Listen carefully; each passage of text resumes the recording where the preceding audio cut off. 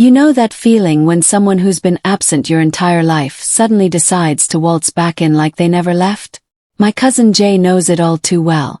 Jay is 20 years old now, a rapper with a small but loyal fan base in his hometown. He's been grinding for years, pouring himself into his music, doing small shows, dropping tracks online, slowly building a name for himself.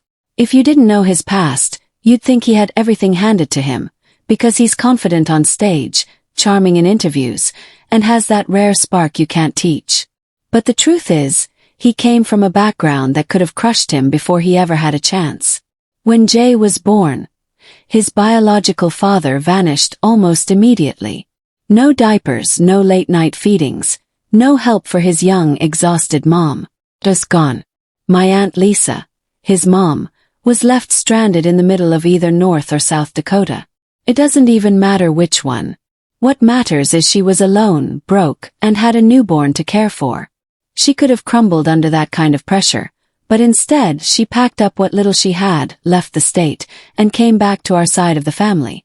My dad helped her get back on her feet, and if family whispers are true, he may have played a role in making sure Jay's biological father never came sniffing around again.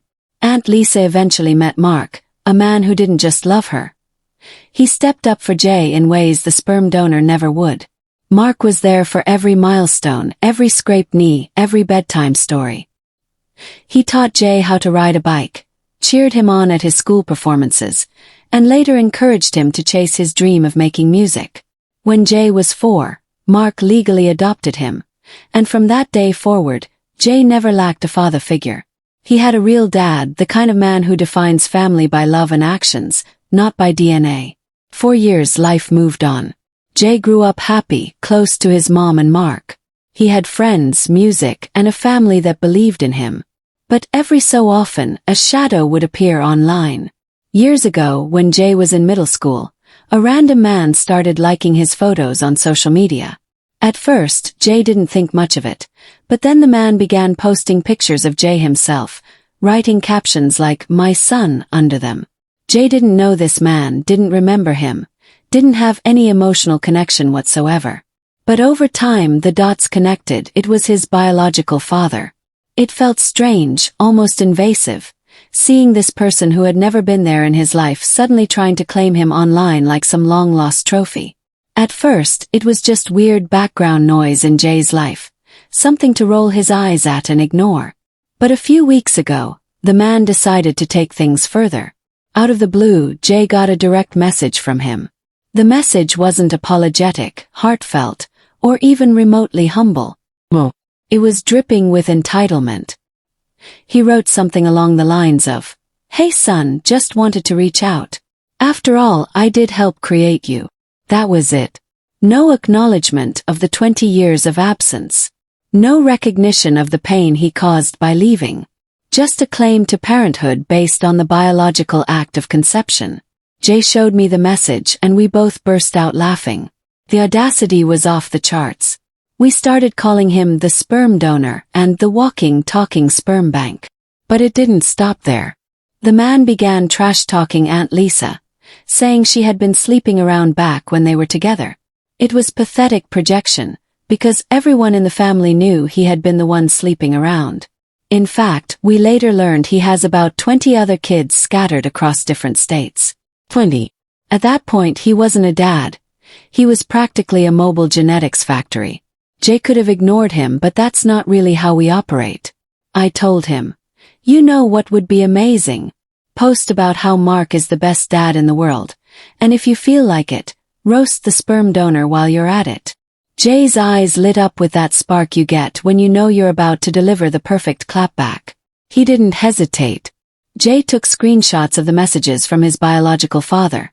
Every smug, self-congratulatory line, every fake claim of fatherhood, and decided to post them for the world to see. But he didn't just throw them online without flair. No. He made it art.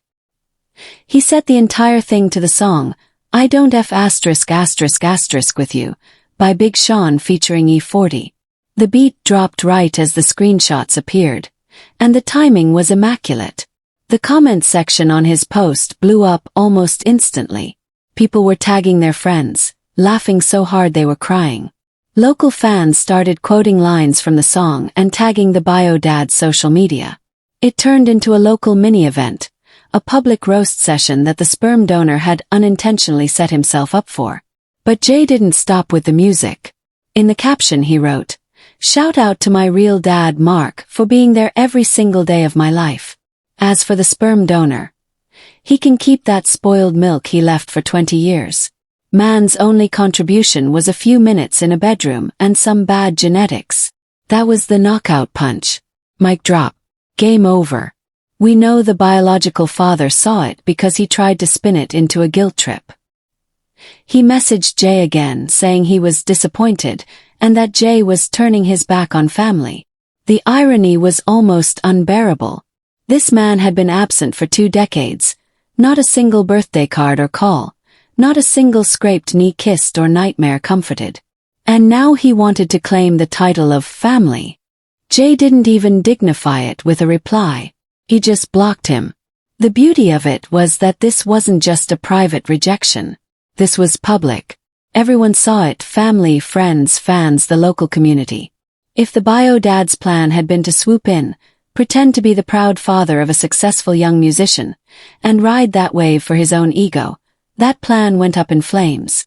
Now, the only thing he's riding is the embarrassment of being the butt of a viral joke. Here's the thing: blood doesn't make you family. Actions do. And if you spend 20 years doing nothing, you don't get to show up and claim the rewards. Jay has a real dad, a man who earned the title through years of love and effort. And now, thanks to one well-timed, brutally honest social media post, the whole town knows exactly who the imposter is. If this story made you smile, smash that like button and tell me in the comments, what's the pettiest, most satisfying clapback you've ever seen? And of course, subscribe for more real-life revenge stories that prove karma has a sense of humor.